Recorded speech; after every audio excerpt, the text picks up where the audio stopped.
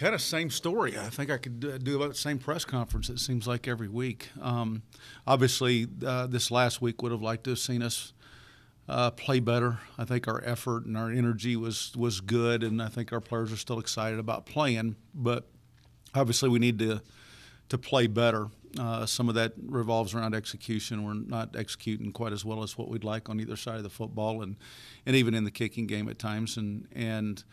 And so consequently, that's my responsibility to kind of get that fixed. And I've kind of instructed the coaches that with this unavoidable youth movement that we have kind of going on within the program, that while there's some things that we would love to call, the reality of it is if we can't function within the calls, regardless of how good the call is, then it's not a good call. And so I think we have to look real hard, as we always do, but maybe even a little harder at exactly what we can expect some of these players to be able to operate. And then there's time periods too, whether it be youth or confidence, to where we're in position to make plays. And this has been kind of an ongoing problem, I think, throughout the course of the whole season. We're in position to make a play, and we're just not making the play. And that's obviously something that we've just got to continue to practice on and treat practice like game day, in the sense that you got to make those plays in practice to understand that you have those abilities and that confidence to make the play in a game. But we had some missed opportunities in all facets of the game this last week. And right now, obviously, our defense is starting to feel the crunch a little bit that our offense felt early on in the season, where we have some injuries and our depth is becoming challenged. Obviously, this last week, we lost 3 defensive players.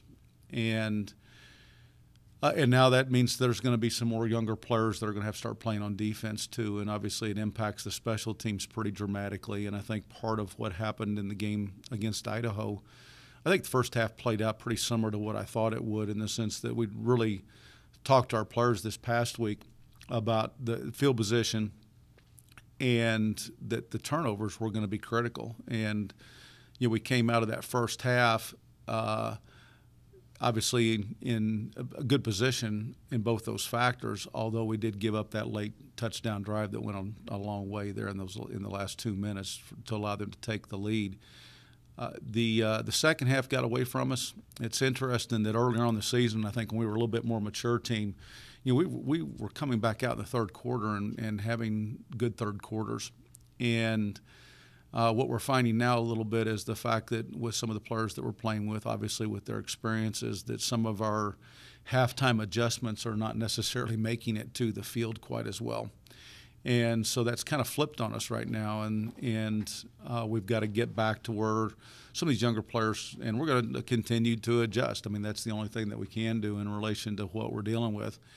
Kind of how we're doing halftime, what our expectations are in terms of being able to make adjustments with this group in relation to maybe what we were doing earlier in the season when we were having more success in the third quarter.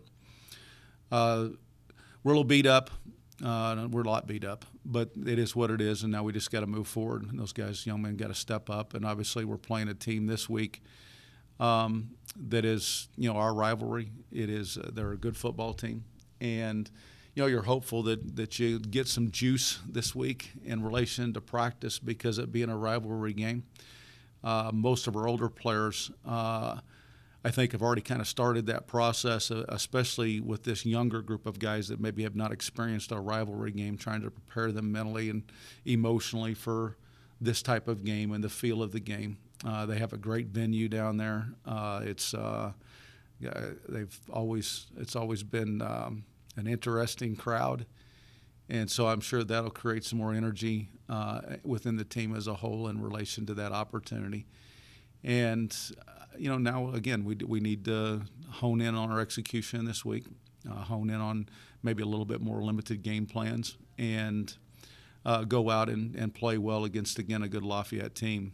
They've got an outstanding running back in Elijah McGuire. They're going to find multiple ways to get him the football, whether it be through handing him the ball off, obviously in the backfield, to showing some eye candy with somebody else, and hitting a reverse with him, that type of thing. They're going to throw him the football coming out of the backfield.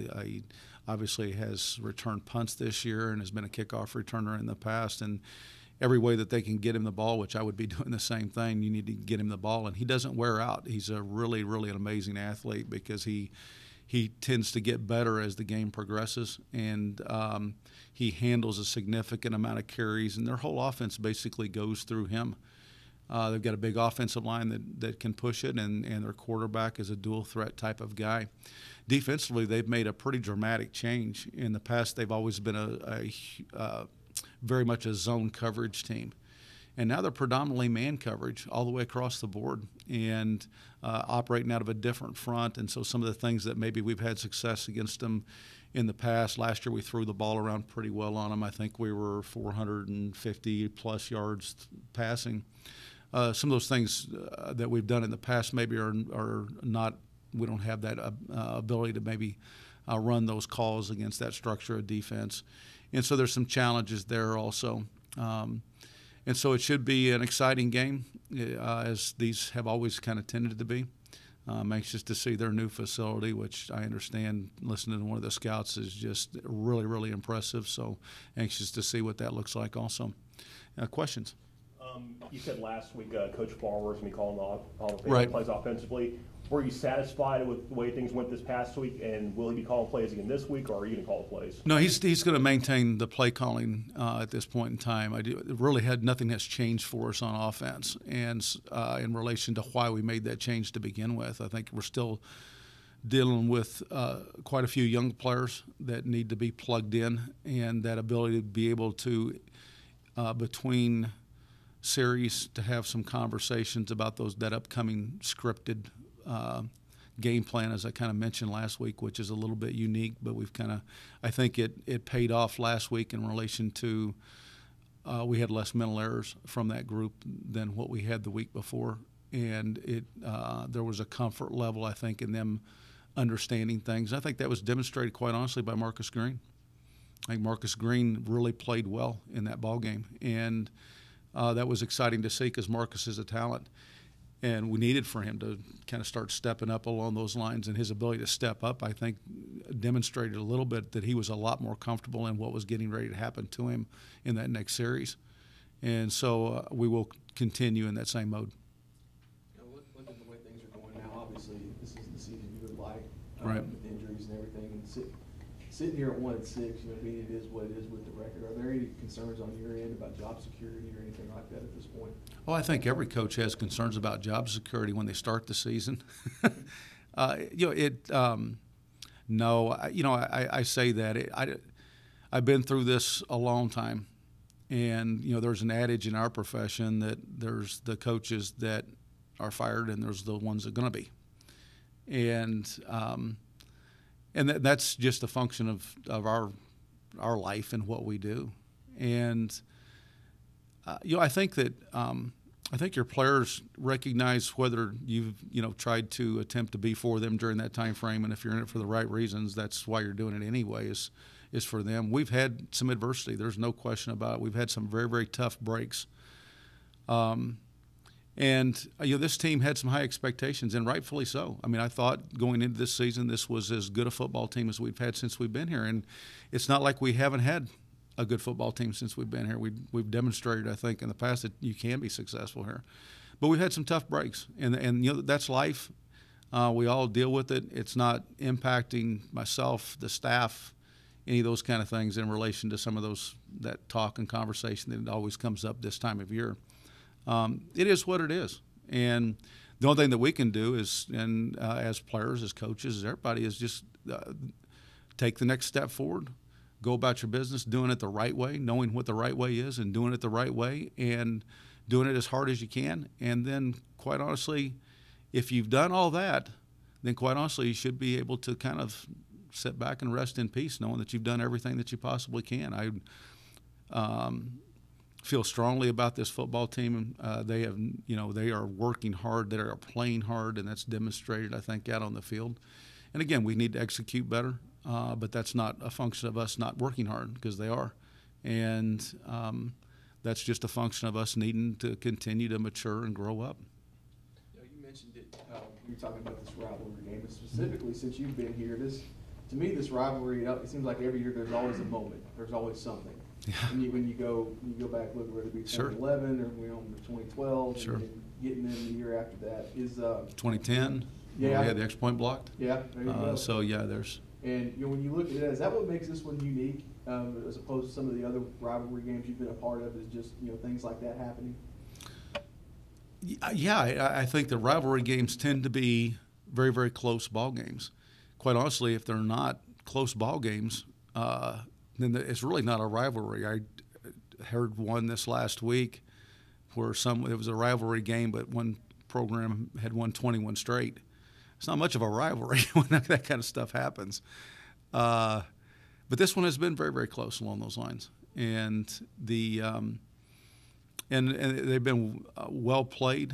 I think that I think there's been some class to them, which I've always appreciated. Sometimes rivalry games can get a little bit chippy, and you spend more time trying to calm your players down and avoid conflict on the field.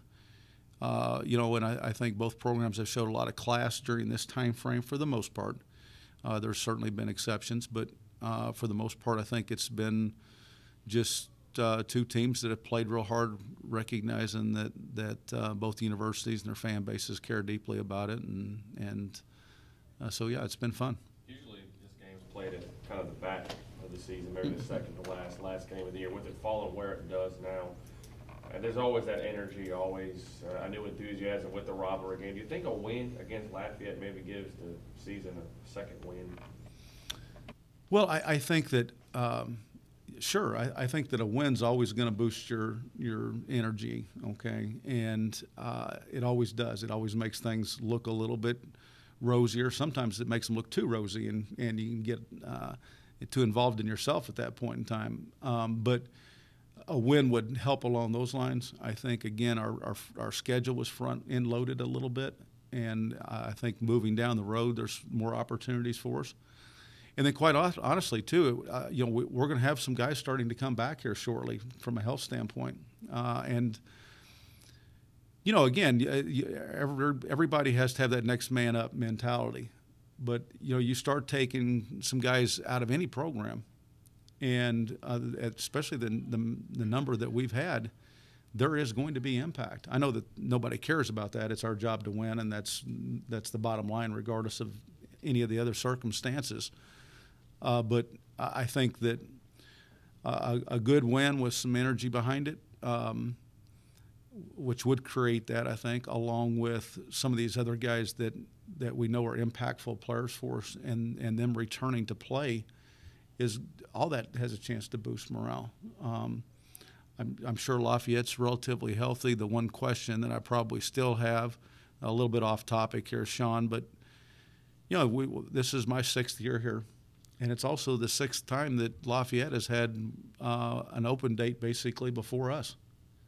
That is just, the second time it's circumstantial. The third time it's like it's an anomaly. The 4th, 5th, 6th times, it's like, if this is a rivalry game, then at some point in time, why do they always have an open date before us to where they have a chance to get healthy, spend more time working on us? It's strange phenomenon. This being your 5th straight loss and the team 1-6 so far this season, how can you guys stay motivated as players and coaches going forward? Well, I think you have to focus on what is this supposed to all be about. I've always preached to some degree to our players that again, it's that put a ball down mentality. You don't, Are you playing this for the accolades? Are you playing it because it pays for college? Or if your motivation is any of those other things, then you're probably grabbing hold of the wrong motivation. The motivation is because you love the game. The motivation is because you want to be a part of a team and work together and strive for something together and sweat and bleed and all the other kinds of things that you've heard in the past that that other coaches have said about the value of the game. And for coaches, it's all we all want to win. We're competitive people, otherwise we wouldn't be doing what we're doing. And again, nobody really maybe can sometimes fully appreciate some of the frustrations that coaches go through in this process because, again, nobody cares, what any of the adversity is. Nobody's, they don't care what our academic progress rate is or if we've had social issues. The only thing that matters is winning. And I recognize that. But as coaches, our motivation comes around watching these young men grow up. And sometimes, adversity is a great teacher. And again, this game doesn't build your character; it exposes your character.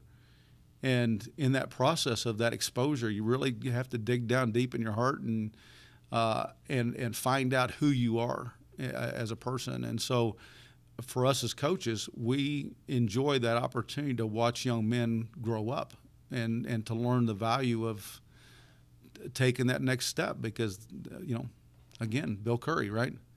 Football's life measured off in 100 yards. This is life. This is what happens. And you got to get back up, and that's the great thing that the game teaches. And quite honestly, I take great joy in that. Now, I get frustrated and lost, and the players will tell you I'm not a good loser. I don't like losing. But the reality of it is I also know that we gain things from it, and as individuals and as a football team. And that's what we focus our attention on the fact that we love the game. We focus our attention on the fact that we're becoming better in the process, even though, again, it doesn't sometimes seem fair in the number of breaks that you get. It gives us an opportunity to get better as people. You mentioned the fact that UL's kind of moved to more man-to-man Right. coverage. Or you did have your plays you run against them in the past you can count on. Do you like the matchup more now with them playing man? Is that beneficial to you guys at all? Oh, I don't know. We'll find out on Saturday. I think that what man coverage tends to do is it tends to allow a team, such as our defense that plays an awful lot of man coverage, it allows them to say, we're going to cancel out 1-for-1, and that allows you to load the box up. I'm talking about that area that's close to the football between the tackles with an extra guy in the box because you're not playing those deep zones. And to spend more time and more abilities at stopping the run. And so it creates opportunities on the edge when you play in man coverage, and it sometimes limits those opportunities inside against the run because you know that you've got another hat in there that you necessarily can't block. So we'll find out kind of what I don't see them changing, obviously. That this is kind of who they are right now, although it seems like every time we have played them, they have changed structurally from a defensive perspective. I don't necessarily see that happening in this ball game. The only reason why is because we're so young out at receiver right now. Man coverage would make some sense. And as I mentioned, we've had some teams here over the last several weeks because of our youth on offense of really changing who they've been in the past and trying to create some confusion. And I don't see that probably going away until we have some more maturity out there at receiver. The Cajuns are 16th. I know you're not a big stats guy, but the Cajuns are 16th in the country in rushing yards. What have you told your guys defensively how to stop this Cajuns team? Well, you got to stop the run. That's kind of our mantra every week, and we need to do a better job of it. Like I mentioned, we're sometimes in position to make a play, and we just got to get to that point where we're making some of those plays. But this back is going to require that you really swarm the ball. I mean, he is not a one tackle type of back. One guy gets on him, they tend to kind of bounce off of him, or he makes them miss. And so this means we've got to get multiple people to the football. But there's no question that in order to have any success against their offense, that we have to be committed to stopping the run first and foremost. That's what they want to do. And regardless of any ball game that's out there, whatever they want to do and whatever they're good at, you have to stop that first and then worry about the other outcomes later.